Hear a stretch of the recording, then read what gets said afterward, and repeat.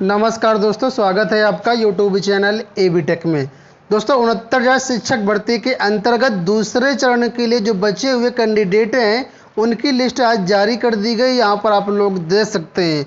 आप लोग जानते हैं 69,000 शिक्षक भर्ती में पहले चरण के अंतर्गत 31,277 अभ्यर्थियों को ज्वाइनिंग लेटर का डिस्ट्रीब्यूशन हो चुका है। बाकी बचे हुए जो अभ्यर्थी हैं यानी लगभग 37,000 उनकी यहाँ पर लिस्ट जारी कर दी गई है।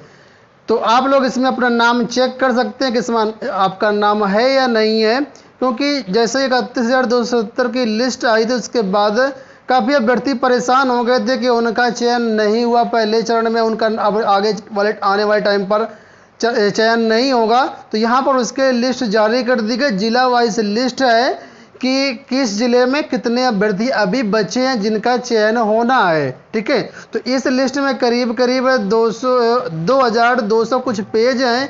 मैं आपको दिखा देता हूँ यहाँ पर पूरा नीचे आकर के। ठीक है, ये अंतिम पेज है। यहाँ पर आप लोग देख सकते हैं 36,590 ऐसे अभ्यर्थी हैं जो सेकेंड राउंड के लिए हैं। अगर कोर्ट से आदेश आ जाता है जल्द तो उसकी भर्ती यानी सेकेंड चरण वाली भर्ती जो है ये इन अभ्यर्थियों का उसमें चयन होगा। ठीक है, तो ये जो अभ्यर्थी हैं इसमें सभी का नाम जिला वाइज दिया गया। आप लोग भी चेक कर लीजिए आपका नाम इसमें है या नहीं है। अगर पहली यानी जो 69,000 शिक्षक भर्ती की पहली सूची जारी हुई थी, ठीक है, उसमें आपका नाम था तो फिर टेंशन लेने की कोई बात नहीं है। यहाँ पर आप लोगों का चयन हो जाएगा और इस लिस्ट में अपना नाम चेक कर सकते हैं। ये लिस्ट हमारे टेलीग्राम चैनल पर अवेलेबल है, वहाँ से आप लोग इसको डाउनलोड कर सकते हैं। साथ ही हमारी वेबसाइट governmentjobcenter.com पर भी अवेलेबल है, वहाँ से भी आप लोग इसको डाउनलोड कर पाएंगे। दूसरी अपडेट की बात कर लेते हैं तो 31,270 शिक्षकों को कल ज्वाइनिंग लेटर डिस्ट्रीब्यूशन हुआ है। उसमें से कार्यभार ग्रहण कराने के लिए इसका यह प्रारूप जारी हुआ है। बस्ती जिले से जितने भी अभ्यर्थी चयनित हैं, जिनका चयन हुआ है, जिनको नियुक्ति पत्र मिला है, उनको इस तरीके का एक एप्लीकेशन देना पड़ेगा। उसके बाद इन लोगों को कार्यभार ग्रहण कराया जाएगा।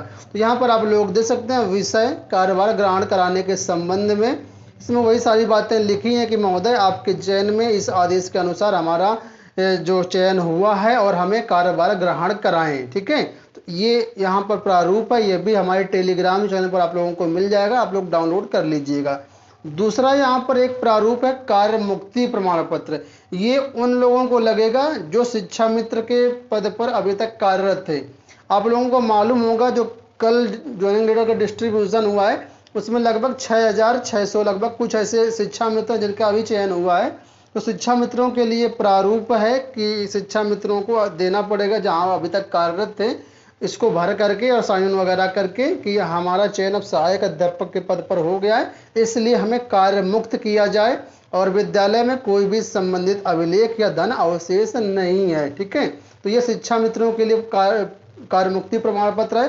वहीं पर तीसरा प्रारूप दोस्तों ये है जब आप कार्यभार ग्रहण कर लेंगे संबंधित विद्यालय में, तो ये एक आख्या है जो दी जानी है। इसमें प्रधानाचार्य के हस्ताक्षर होंगे, साइन होंगे और यहाँ पर आप लोगों का नाम होगा कि संबंधित अभ्यर्थी ने बेसिक शिक्षा अधिकारी के कार्यालय के पत्रांक इसके अनुसार विद्यालय में इस तारीख को इतने बजे कार्यभार ग्रहण कर लिया है। इनके जो चिकित्सा संबंधी फिटनेस प्रमाण पत्र हैं और सारी चीज़ें हैं वो जमा कर दी गई हैं। इस तरीके का एक ये भी प्रारूप जारी किया गया। तो 3 प्रारूप जारी किए गए। जो भी आपको प्रारूप चाहिए हमारे टेलीग्राम चैनल पर अवेलेबल है, आप लोग इसको डाउनलोड कर लीजिएगा। वहीं पर दोस्तों कल जो नियुक्ति पत्र का वितरण हुआ था उसमें लगभग 1,000 के आसपास ऐसे अभ्यर्थी हैं जिनका चयन नहीं हो पाया, मतलब उनको नियुक्ति पत्र नहीं वितरित किए गए क्योंकि उनके डॉक्यूमेंट्स में त्रुटियां थीं। तो किस प्रकार की त्रुटियां थीं उसकी एक यहाँ पर हमें लेटर मिला है, ये स्क्रीनशॉट मिला है। ठीक है, एक इमेज है पूरी कंप्लीट। इसमें दिया गया है किस कारण क्या क्या चीज़ें चेक हुई जिसमें त्रुटियां थी, इस वजह से इनका नियुक्ति पत्र नहीं दिया गया। यहाँ पर आप लोग देख सकते हैं संबंधित अभ्यर्थी के इधर एड्रेस हैं और थाना लिखा है यहाँ पर, और यहाँ पर कारण बताया गया है। जैसे एक अभ्यर्थी हैं, इनके बारे में बताया गया इनका टीटी का जो प्रमाण पत्र 5 वर्ष से अधिक है, इस वजह से इनका टीटी इनवैलिड हो गया और इनका नियुक्ति पत्र रोक दिया गया है। दूसरा अभ्यर्थी इनके बारे में बताया गया कि टीटी का मूल प्रमाण पत्र इनके पास नहीं है। तीसरा कारण ये बताया गया है कि टीटी का 5 प्रमाण पत्र 5 वर्ष से अधिक है। अधिकतर छात्रों का यही हाल है कि 5 वर्ष का जो प्रमाण पत्र है वो अधिक हो जाने का इनको बाहर कर दिया गया, इनको मतलब ज्वाइनिंग लेटर नहीं दिया गया। आप लोग जानते हैं यूपी टीटी के जो सर्टिफिकेट होता है, प्रमाण पत्र होता है, 5 साल के लिए मान्य होता है। उसमें डेट पड़ी होगी आपके प्रमाण पत्र में, देख लीजिएगा कि 5 साल से ज़्यादा तो नहीं हो गया है। अगर 5 साल से ज़्यादा हो गया तो फिर वो इनवैलिड हो गया है और आपको दोबारा से टीटी पास करना पड़ेगा। कुछ अभ्यर्थियों के जो प्राप्तांक थे और मतलब जो मार्कशीट में प्राप्तांक है, जो आवेदन फॉर्म भरा था उसमें भी त्रुटियां हैं, तो इस वजह से उनके भी ज्वाइनिंग लेटर यहाँ पर रोक दिए गए, नहीं दिए गए हैं। ठीक है, यहाँ पर देख सकते हैं बीएड के मूल प्राप्तांक व रजिस्ट्रेशन में भरे गए अंकों में अंतर है, इस वजह से यहाँ पर ज्वाइनिंग लेटर रोके गए हैं।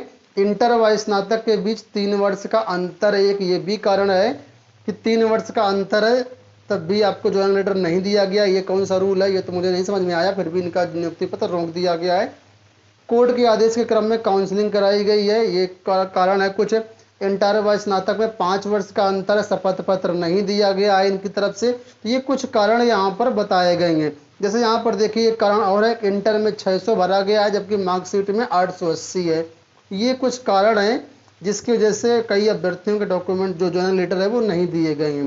तो आशा करते हैं ये सारी चीज़ें आपको समझ में आ गई होंगी। वीडियो पसंद आए तो वीडियो को लाइक और शेयर जरूर कर दीजिएगा। धन्यवाद।